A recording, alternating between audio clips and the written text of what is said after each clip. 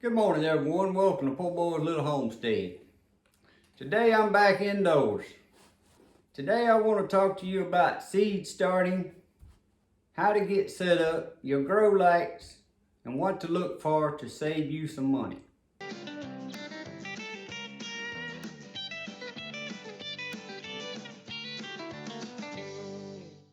Okay guys, so what we got here, if you've seen in some of my previous videos, I've changed things a little bit, bought a couple more lights.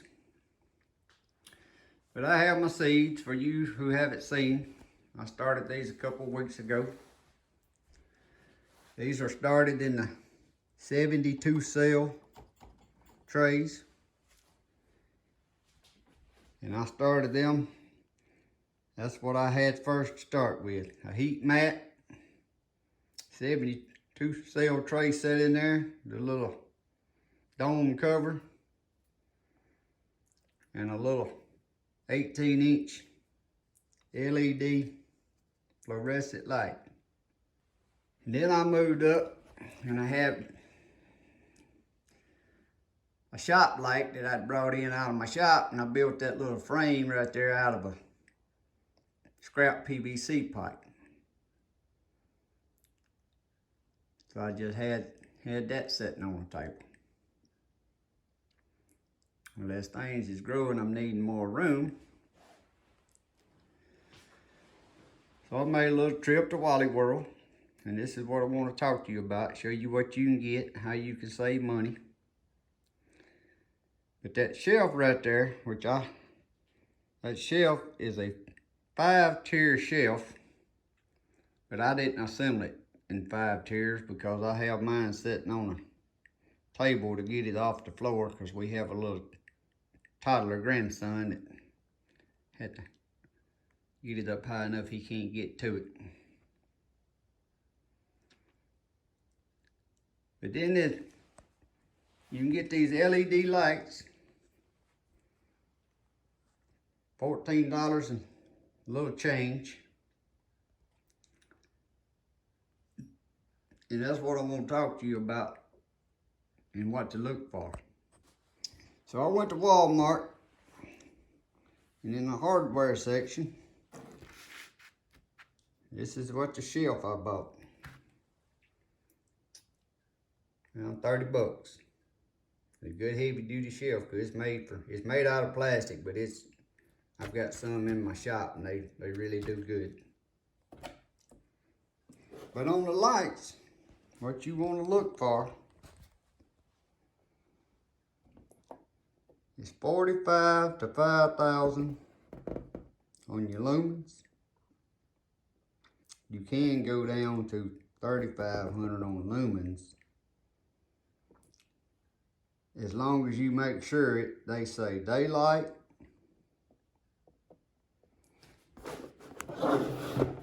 and one of the most important things is to read on them boxes, and you want 5,000 K. 5,000 to 6,000 on K. That stands for kelvins. You can buy these lights, like I said, $14 and some change. Now, if you bought that same light somewhere selling it as a grow light, you might pay $80, $125 for it, and it's the same light. You can see it comes with a cord already, just pull chain. You ain't got to wire it in. This ain't what you call a shop light where you have to wire it in. And then I got a timer that I have them plugged into. And this is just less than $4 for this little timer. And I've had one I've used for years on my dehydrator, and it works great.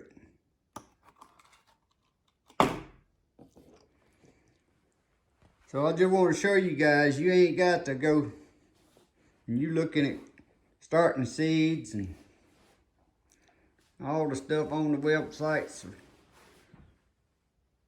sold as grow lights and stuff. You ain't got to spend that money to get set up like that. Like I said, I started myself with just this right here. And even that, if you bought that as a package deal, sold for starting seeds, a seed starter, some of them sell $80. Well, I bought the little heat mat, I think, for $9 or $10. I bought the little dome in a 72 cell tray.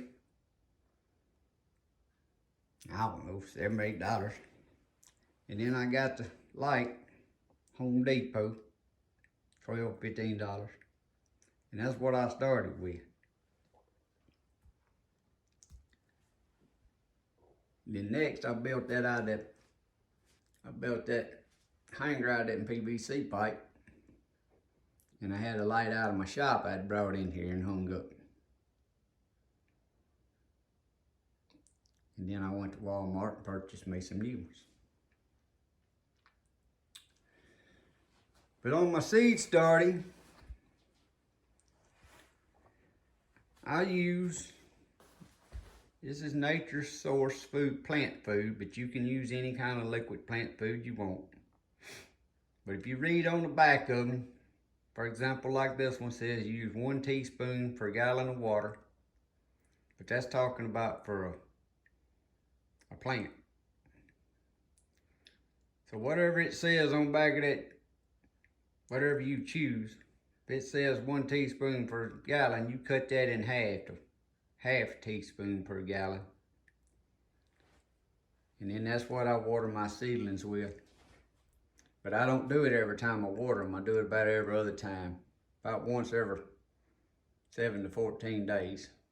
And also when I water all my seedlings, I bottom water. I pour that water right in the bottom and let it soak it up. And after about 20 minutes of soaking it up, I take them out and I'll pour the rest of that water out. You don't want them just sitting in that water. It'll cause root rot. Another way you can save money, instead of buying potting cells and stuff, you can get these, what I call bathroom cups, mini solo cups. I don't know what it is in there, probably 1,000 of them for $4. It's a big box of them, cheap. Just drill you a hole in the bottom of them. It's some of these cheap trays here to set them in so you can have water and water won't get out on everything. You hit that subscribe button and follow me through. It's finna get into planting and gardening time. So as I start planting and gardening, I'm gonna be making videos and you can follow through on how all these seedlings turn out and the different varieties of tomatoes here I'm just doing just for the fun of it, experimenting. I ain't never seen a white tomato not growing on a vine.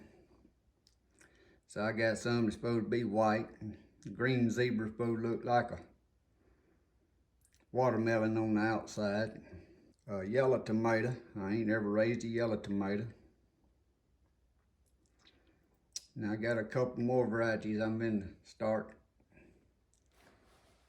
One's supposed to be a pineapple cherry. I just want to do them and see what they taste like. But of course I got my tomatoes that I'm going to be using for canning, and it's my slicer tomatoes. I have them.